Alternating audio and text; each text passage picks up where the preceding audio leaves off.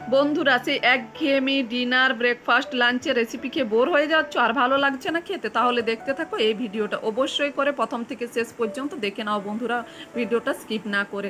আশা করছি রেসিপিটা তোমাদেরকে ভালো লাগবে। একদম নতুন স্বাদের একটা ইউনিক রেসিপি বন্ধুরা, বানানো খুব সহজ, হাতের সামনে কিছু সামান্য উপকরণ দিয়ে চটজলদি বানিয়ে ফেলতে পারবে। তো চলো রেসিপিটা দেখতে থাকো। রেসিপিটা বানানোর জন্য বড় একটা বোল নিয়ে নিয়েছি, তার মধ্যে নিয়ে নিয়েছি 1 বাটি আটা। বড় বাটির 1 বাটি আটা নিয়েছি, তাই দিয়ে দিচ্ছি স্বাদ মতো লবণ আর দিয়ে দিচ্ছি 1 চামচের মতো তেল। সবগুলো উপকরণ, শুকনো উপকরণ হাত দিয়ে ভালো করে আমি মেখে নিচ্ছি। তারপর এর মধ্যে অল্প অল্প জল দিয়ে আমি একটা ডো বানিয়ে নেব। তবে ডোটা খুব বেশি শক্ত বানাবো না বন্ধুরা, যেরকম রুটি পরোটার জন্য ডো বানিয়ে থাকি সেরকম ডোটা বানিয়ে নিতে হবে। আর হ্যাঁ বন্ধুরা, তোমরা যদি আমার চ্যানেলে প্রথমে এসে থাকো, চ্যানেলটি অবশ্যই সাবস্ক্রাইব করে দিও আর পাশে থাকা বেল আইকনটি প্রেস করে দিও। এতে করে নতুন ভিডিও আপলোড করলে সঙ্গে সঙ্গে নোটিফিকেশন তোমাদের কাছে পৌঁছে যাবে বন্ধু। তোমরাও কিন্তু এরকম সুন্দর সুন্দর রেসিপি খুব সহজে উপভোগ করতে পারবে বন্ধুরা। তো আমার ডোটা মাখা হয়ে গেছে, এখন আমি এটাকে ঢেকে 10 মিনিটের মধ্যে রেস্টে রেখে দিচ্ছি। এদিকে আমি 6টা পটল নিয়ে নিয়েছি।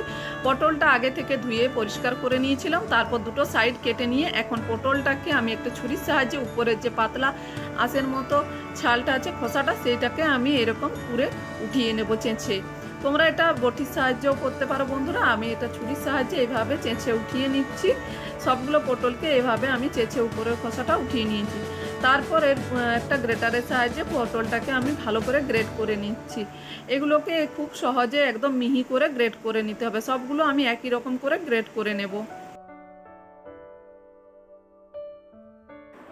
সবকটা পটলকে গ্রেটারের সাহায্যে গ্রেট করে নিয়েছি একদম মিহি করে, তারপর সাইডে রেখে দিচ্ছি। আর শক্ত বীজগুলো আমি ফেলে দিয়েছি।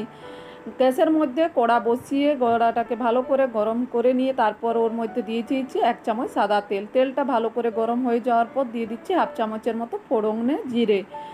তারপর দিয়ে দিচ্ছি একটা গোটা পেঁয়াজ, একদম পাতলা ছোট করে কেটে রেখেছি ঝিরিঝিরি করে, সেই পেঁয়াজটা দিয়ে দিয়েছি। পেঁয়াজটা দেওয়ার পরে আমি এখানে 5টা কাঁচা লঙ্কা দিয়ে দিয়েছি ছোট ছোট করে কেটে।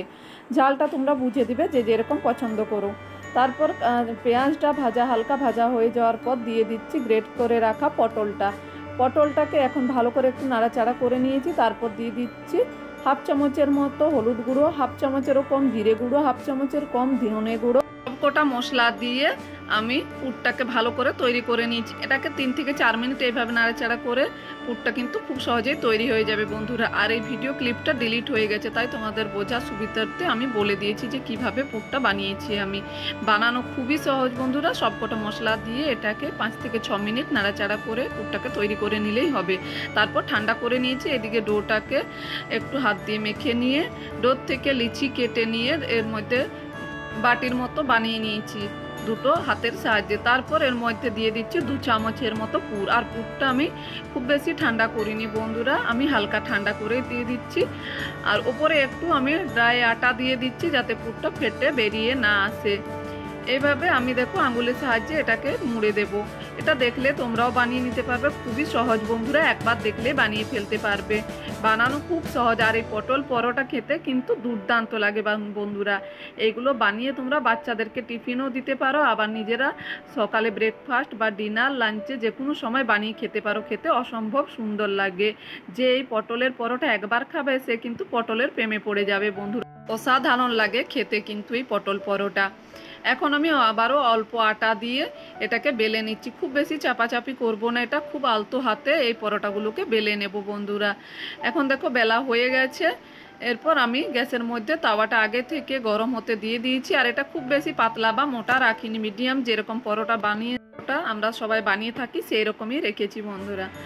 তো এখন আমি পরোটাটা তাওয়ার মধ্যে দিয়ে একটা পিঠ সেঁকে নিয়ে তারপর ওপর পিঠটা পাল্টে দিয়েছি।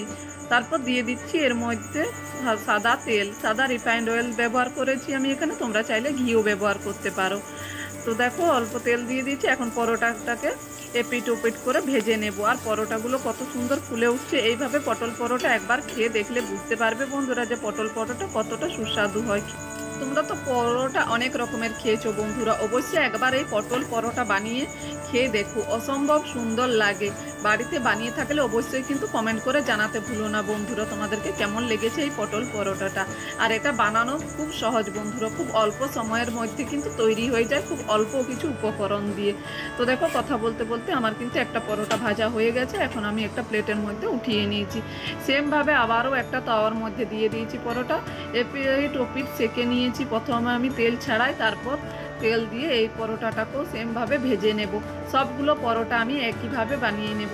আর সব থেকে মজার কথা এটাই বন্ধুরা যে এই পরোটাগুলো খাওয়ার জন্য কিন্তু কোনো রকম তরকারি পড়বে না বন্ধুরা, তোমরা এমনি শুধুও খেয়ে নিতে পারবে। এই পরোটাগুলো এতটা সুস্বাদু হয় আর নরম তুলতুলে হয় বন্ধুরা।